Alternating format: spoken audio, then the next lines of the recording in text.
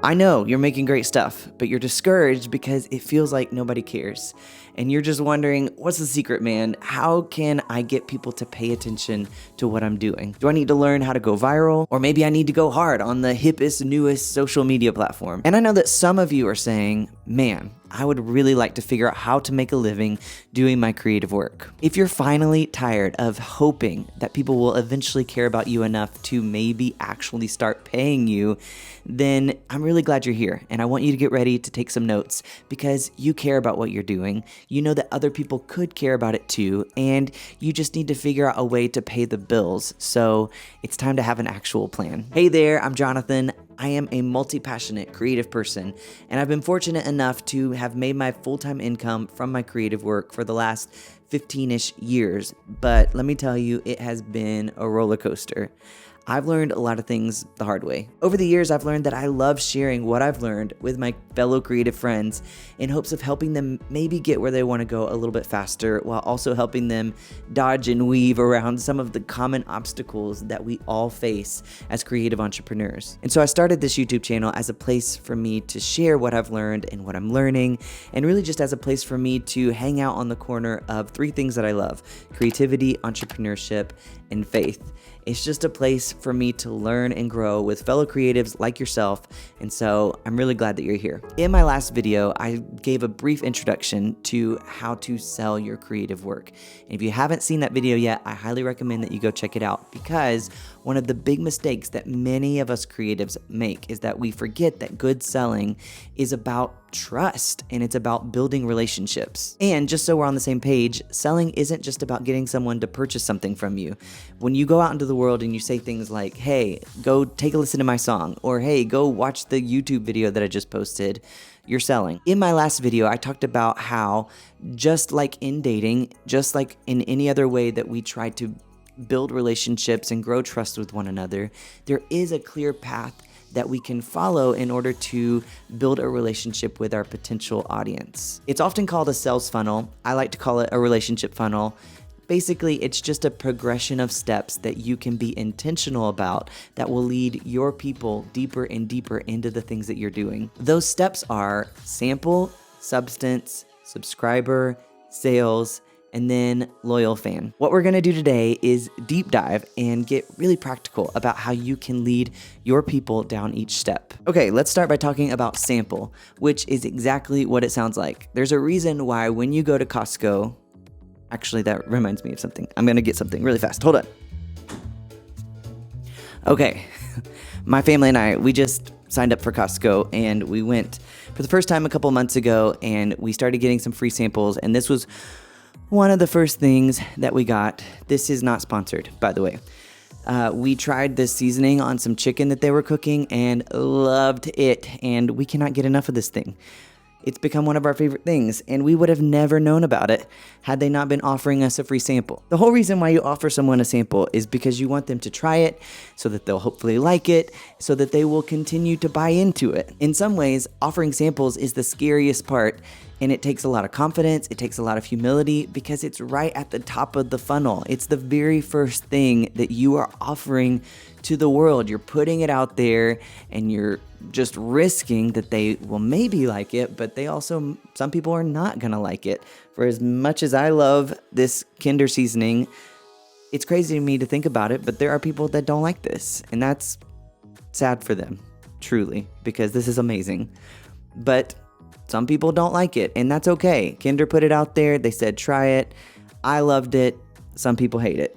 Weirdos. The same is going to happen for us. We're going to put stuff out there. Some people are going to hopefully love it, and some people are probably not going to love it, and it's not going to be for them, but that's okay. It also can take some humility to offer samples, because you need to be willing to offer something actually valuable, something that's really good for free. Here's some examples of what some samples have looked like for me.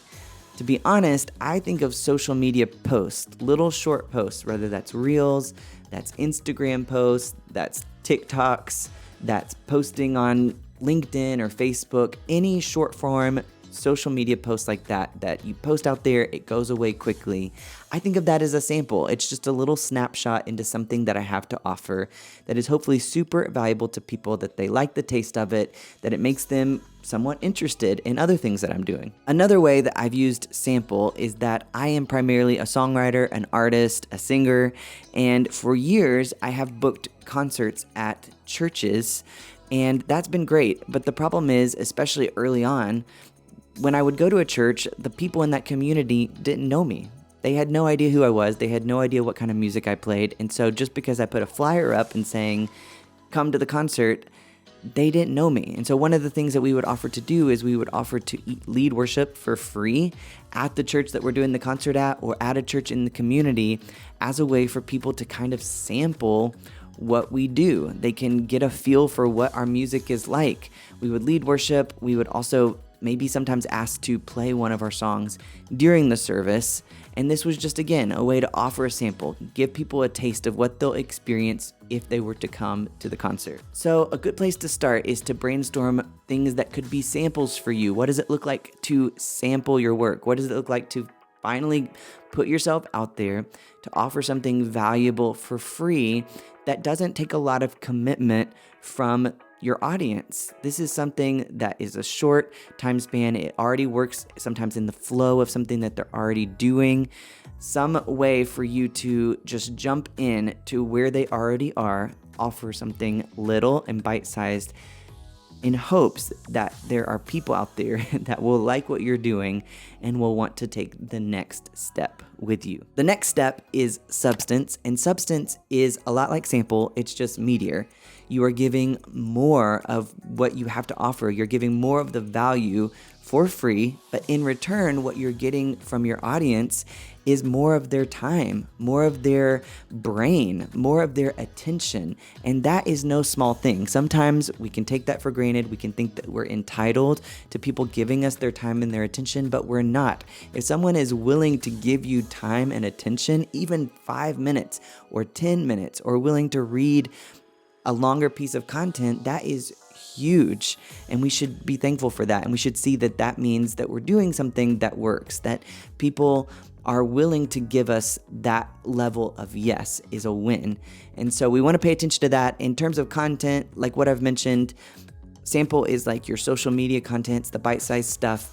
Substance would be things like longer form YouTube videos. It would be like blog posts, things that require more time and attention, and people are getting more of the meat of what you have to offer. That's huge. In terms of like the concert example that I've used as a musician, my sample was maybe leading worship for free, sharing one of my songs in the flow of something that people are already doing. They're already in the service.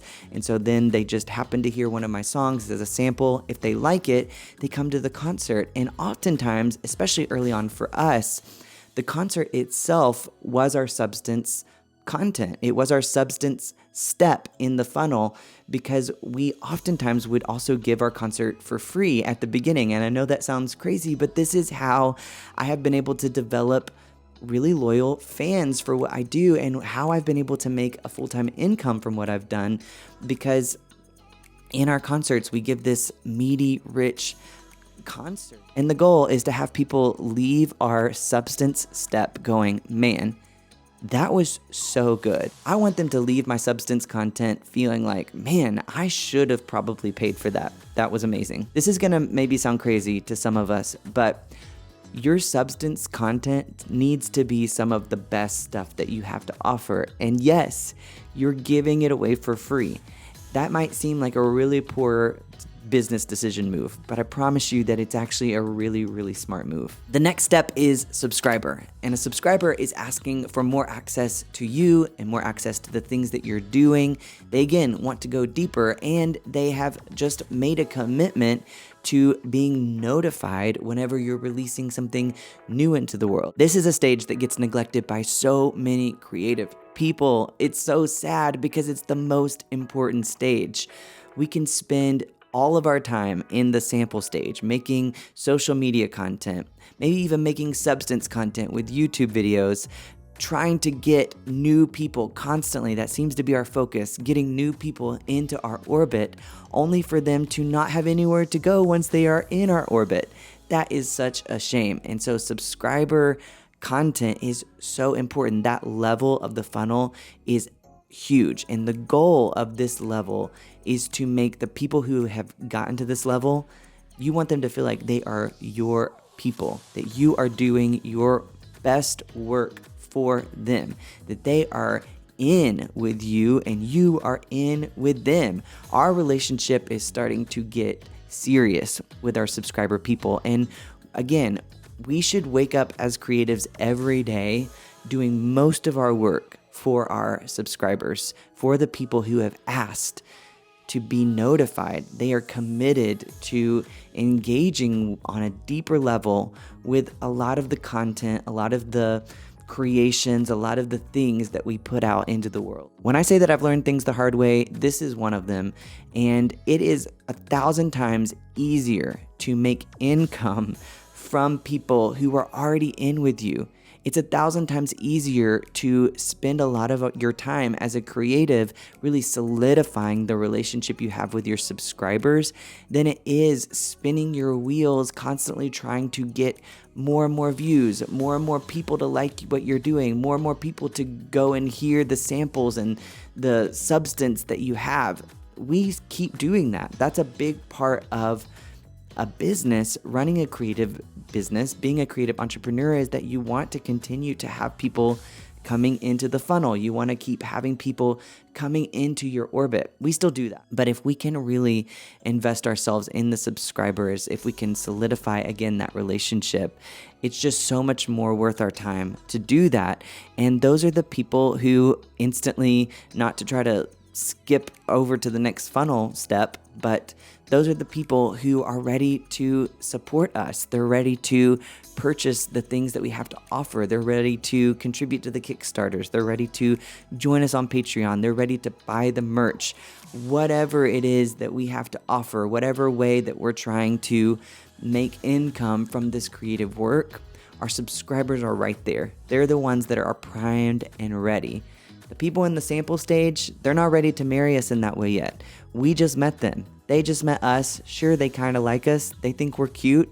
They're like, maybe we would want to go on a date, but they're not ready to get married. The people at the subscriber level, if we spend our time really building and nurturing that relationship, those are the people that are ready to marry us. They're the ones that are ready to give us an exchange of value because they have received so much value from us. They already have felt like, man, I should have already been paying for a lot of what I've received from you.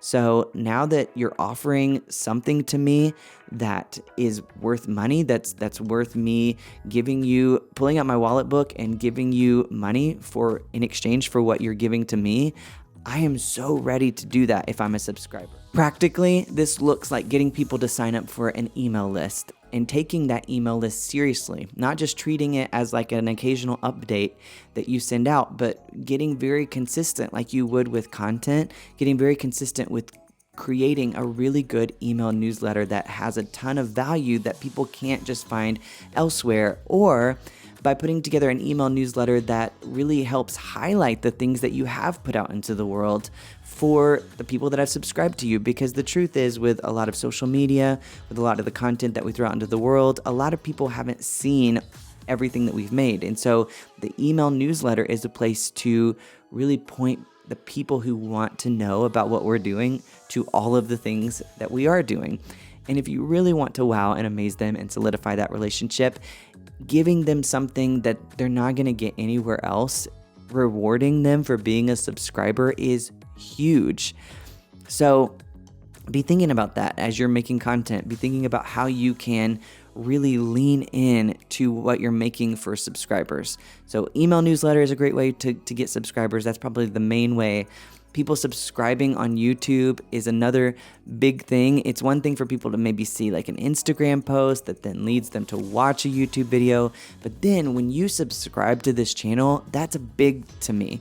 That's big because it means you are saying yes to not only what you've received from me, but you're saying yes to wanting to continue to receive what I have to offer. So that's big, and I want to honor that.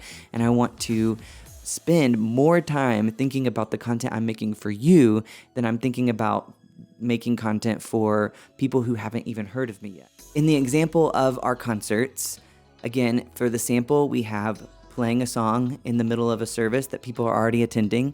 Then maybe they say yes to our substance, they come to our concert. And then the subscriber piece is that at the end of the concert, we always encourage people to subscribe to us, to join our email list. We typically even offer them, again, something else for free in order to get them to join our email list. And that email list has been huge.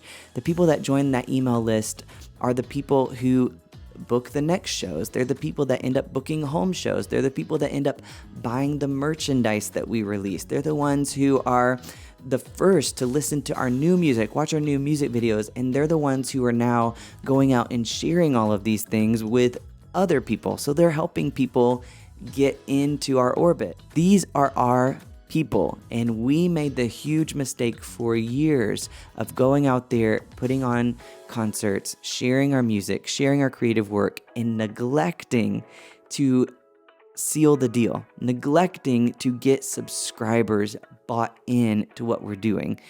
And the way we get subscribers is by getting people to sign up for an email newsletter. I know we've already mentioned this next step, but now we are at the level of sales. And if you have gone through the 3 S's prior, then by the time you reach the sales portion, people are going to be eager to give you money.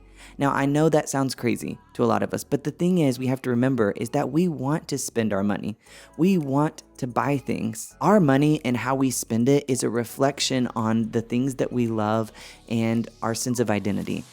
We want to spend money on things that we love. We also want to put our money towards things that we feel like reflect our identity, that reflect who we are, that reflect things that we value. Once people have reached this stage, selling people on your creative work is no longer twisting their arm. It's no longer pushing them to do something that they're uncomfortable with. And I'm not about that anyway. I know you're not about that because that's not a very loving thing to do. At this point, whenever we are selling to people, it is a loving thing to do. We are asking people to marry us who are now thrilled and delighted to be asked to marry us. They're like eager. They've been waiting to be asked this question. This is not uncomfortable. This is not awkward anymore. This is like a finally, like I have received so much value from you. I love what you're doing. I resonate with it. I identify with it. I am ready, and I have been ready to support you. I'm ready to have a piece of what you have to offer. I've loved the song you shared this morning at church. I loved the concert. I subscribed to the email newsletter. So excited to continue to get even more free stuff from you. And now I need to take home this t-shirt. I need to buy your CD at the table because I want to remember this. I want to give back to you because you've given so much to me. I want to support the work that you are doing. There are just so many reasons why buying at this stage is a gift, even to the person who is spending their money. They're going to thank you for giving them a chance to spend their money. And when that happens, then you know that you're onto something good. Whenever selling is a truly win-win situation for both parties, then you're onto something good. And you know that now you can replicate this with more and more people who also will love going through your whole process, will love going through the samples that you have to offer. They'll love the substance. They're going to want to be a subscriber. And then you'll have the people that also will love being able to buy into on a really deep level the things that you're doing. I gave you the example of how this works in our concert, but this also happens with online stuff. Like if you're making content online, you're doing social media posts, you're doing blogs, then you got your email newsletter. The people on your email newsletter want to know whenever you are releasing that course, when you're releasing that digital product, when you're releasing the art prints, when you're starting to sell your photo prints.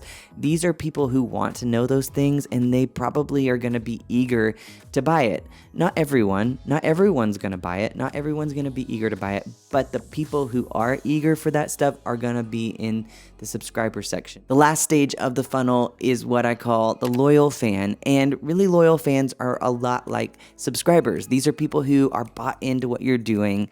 They've already bought from you. They will probably buy from you in the future, and they want to continue to hear from you. And so you want to continue to create things that nurture them, that continue to build the relationship you already have, but continue to keep that connection with the people who love what you do. So they're basically in that subscriber section until they purchase again. So I kind of see them cycling through that, but some things that you can do to continue to build a relationship with your loyal fans that even goes deeper is you can create your own separate community for those people.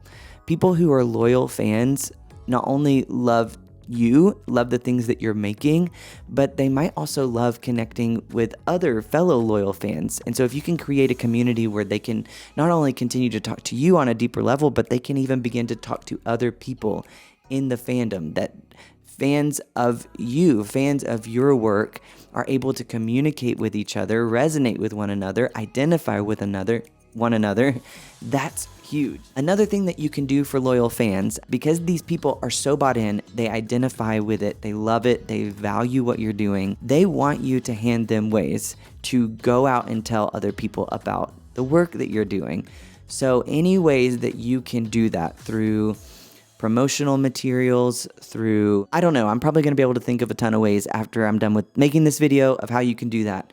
But basically, you just want to figure out ways to equip your loyal fans to go out and get more people into the vibe of what you're doing. This is how you make an income from your creative work.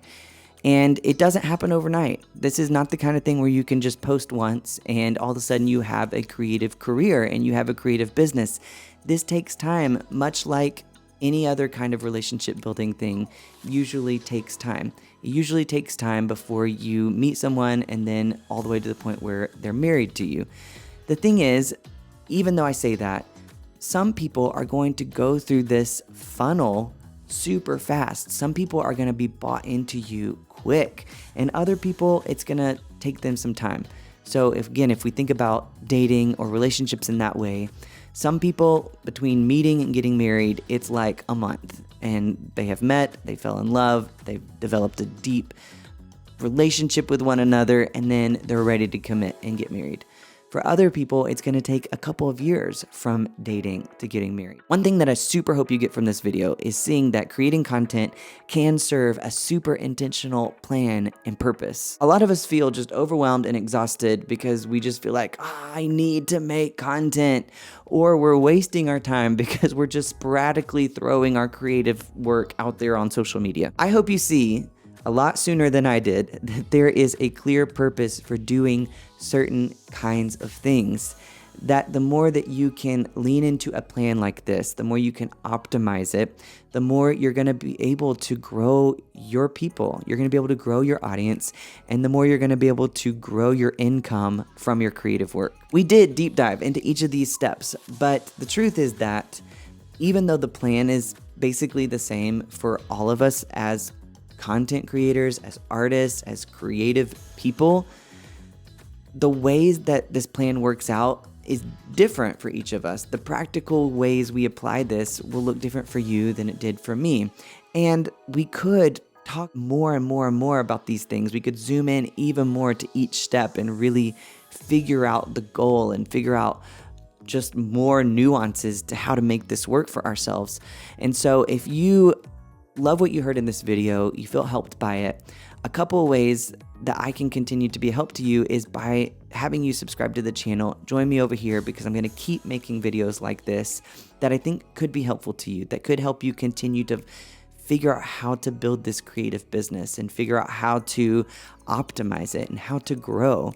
Another way that I would love to help you is I actually just launched last week a new creative services agency where I'm just helping fellow creators, businesses, and ministries do this very thing. I'm helping them figure out how to grow what they're doing through content, grow what they're doing through building relationships with their audience, with this amazing thing that we have called the internet, which is still relatively new in light of all of history. And we're all still kind of just figuring this out. and there's a lot to learn. And if you're overwhelmed by this, or you just need someone to listen to what you have and help you put this in a plan, figure out how to come up with a plan, figure out how to make these steps that we talked about practical for your specific situation, I love doing that kind of thing. I would love to help you. You can go to my new website for this called madetosharecreative.com. The link will be in the description below. You can sign up and apply. I would love to help you. I look forward to encouraging one another and to learning and growing more together. That's all for this video. Thank you for joining me. I'll see you in the next one.